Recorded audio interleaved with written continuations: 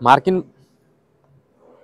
মার্কিন বাজারে বাংলাদেশি পণ্য বাড়তি শুল্ক আরোপের নিয়ে ইংরেজি দৈনিক নিউ এজের প্রধান শিরোনাম, Dhaka pins hope on last minute টক্স।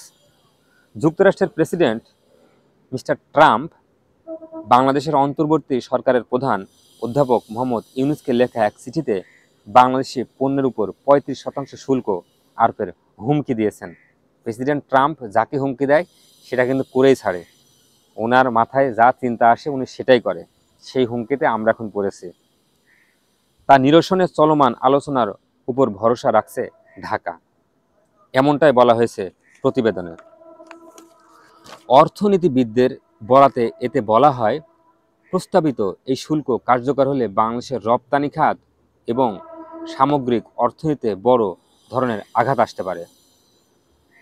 তাই চলমান আলোচনায় যুক্তরাষ্ট্রকে এই শুল্ক হ্রাসে রাজি করাতে না পারলে দেশের জন্য গুরুতর হতে পারে।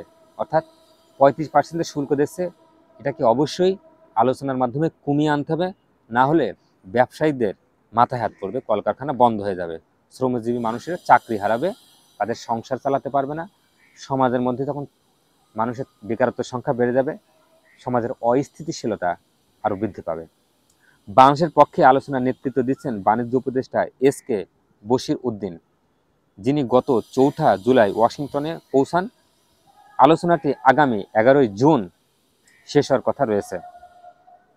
তারা যুক্তরাষ্ট্রকে আশ্বস্ত করতে পারবে যে যুক্তরাষ্ট্রের সঙ্গে বাণিজ্যিক ঘাটতি কমাতে বাংলাদেশের যুক্তরাষ্ট্র থেকে পানীয়, সামরিক সরঞ্জাম ও বোয়িং বিমানের মতো পণ্য আমদানি করবে। অর্থাৎ আমরা তাদের কাছ থেকে কিছু জিনিস আমদানি করব, সেই অর্থে তারা শুল্কটা যদি কিছুটা কমাতে পারে। তার মধ্যে রয়েছে পানি জাতীয় জিনিস, সামগ্রিক সরঞ্জাম বা বোয়িং বিমানের মতো পণ্য আমদানি রপ্তানি করে। আমরা চাই বাংলাদেশের যারা এই বৈঠক করবেন, আলোচনা করবেন, শুল্কটা যেন কমানো হয়। শুল্কটা কমালেই বাংলাদেশের পোশাক শিল্পে আবার প্রাণ ফিরে পাবে, আবার পোশাক শিল্প ঘুরে দাঁড়াতে পারবে। আর এই শুল্কের এটা যদি না বাড়ানো হয়, তাহলে টিকে থাকতে হলে পণ্যের মূল্য কমাতে হবে।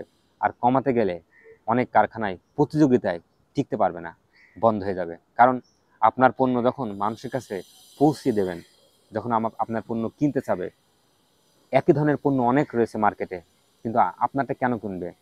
কোয়ালিটিতে ভালো হতে হবে, দামে কম হতে হবে, তাহলেই ক্রেতা আপনার পণ্যটি কিনবে।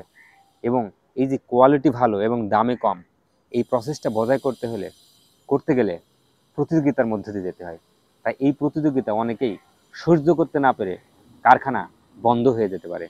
তাই অবশ্যই এই বিষয়ে বাংলাদেশের সরকারের বা প্রধান উপদেষ্টা যারা রয়েছেন, এই সমস্ত কাজে যাদের ইনভলভ রয়েছে উপদেষ্টা পরিষদের, তাদেরকে অবশ্যই স্ট্রংলি যুক্তরাজ্যের সাথে একটা খোলামেলা আলোচনা করে এই শুল্ক হার যেন কমানো যায় এবং বাংলাদেশের পোশাক খাতে যেন এর প্রভাব না পড়ে।